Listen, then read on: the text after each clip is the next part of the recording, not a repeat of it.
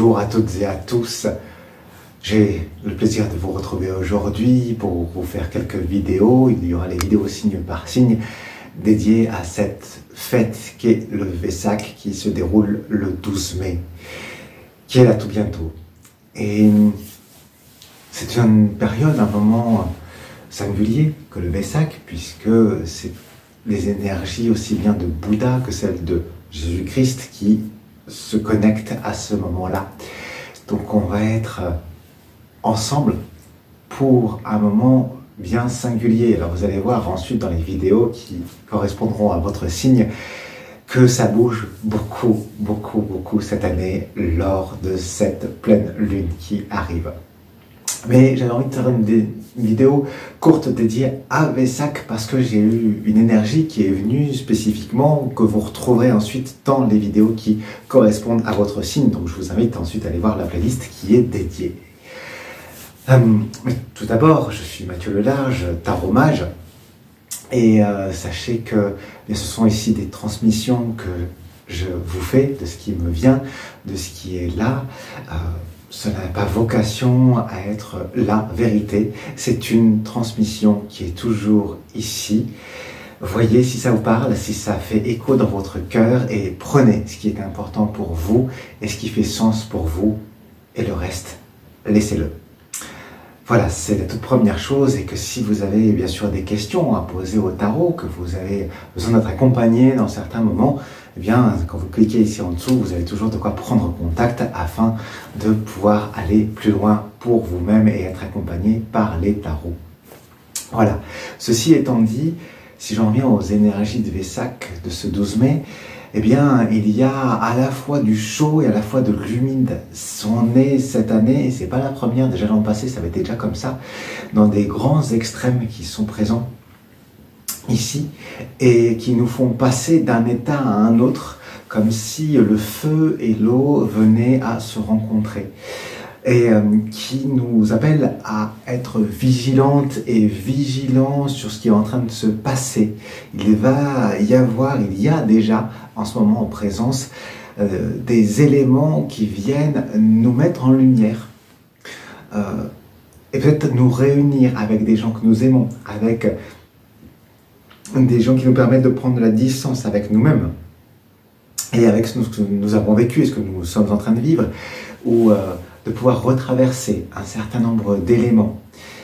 Donc c'est à la fois trouver du secours et à la fois un appel à nous dépasser tout en faisant attention au feu et à comment est-ce qu'on joue avec le feu. Quelle est notre maîtrise de cela et de garder pas très loin de soi finalement de l'eau pour pouvoir soit faire bouillir cette eau grâce au feu, soit éteindre ce feu s'il deviendrait peut-être trop important.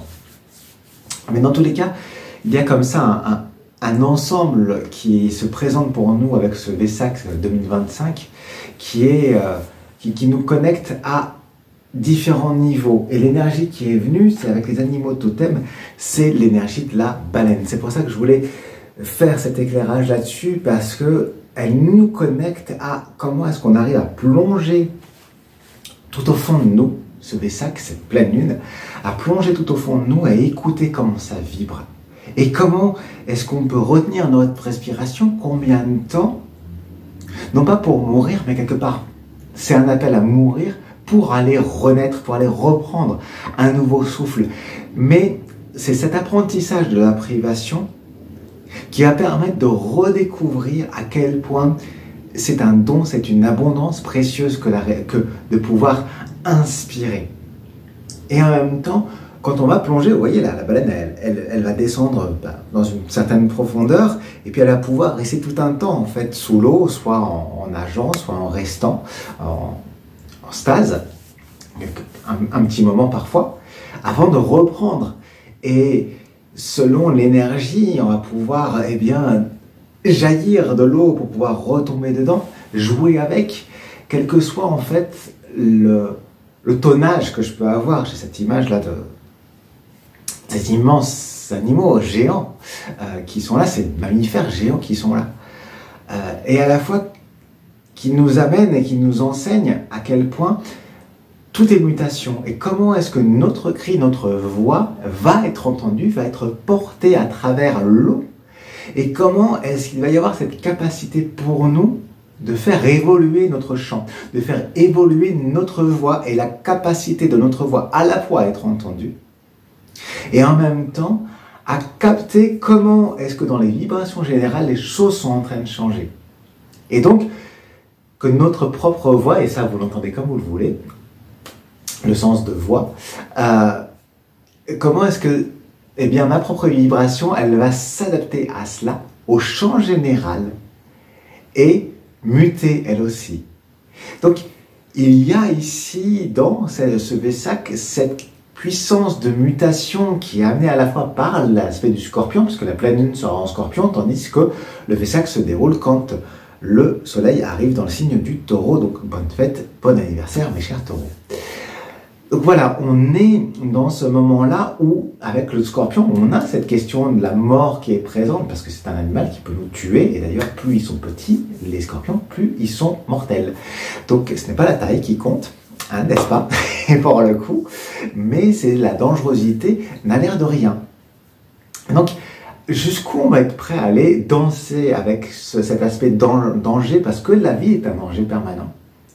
Même si on vit dans des situations de confort, voilà, ça peut s'arrêter du jour au lendemain. Et de l'autre côté, eh bien voilà, comment est-ce que cette incarnation, on la vit, comment est-ce qu'on s'engage dedans, et comment est-ce qu'on trouve notre stabilité là-dedans. Voilà ce que Vesak amène dans cette discussion, dans cette bénédiction à la fois, puisqu'on est aussi dans une période de bénédiction de ces deux énergies, l'énergie du feu représentée plutôt par Jésus, et l'énergie de la réceptivité, plus de l'humidité qu'on retrouve plus chez un Bouddha. Voilà, dans un corps qui est plus sec avec Jésus, dans un corps qui est plus rond avec le Bouddha.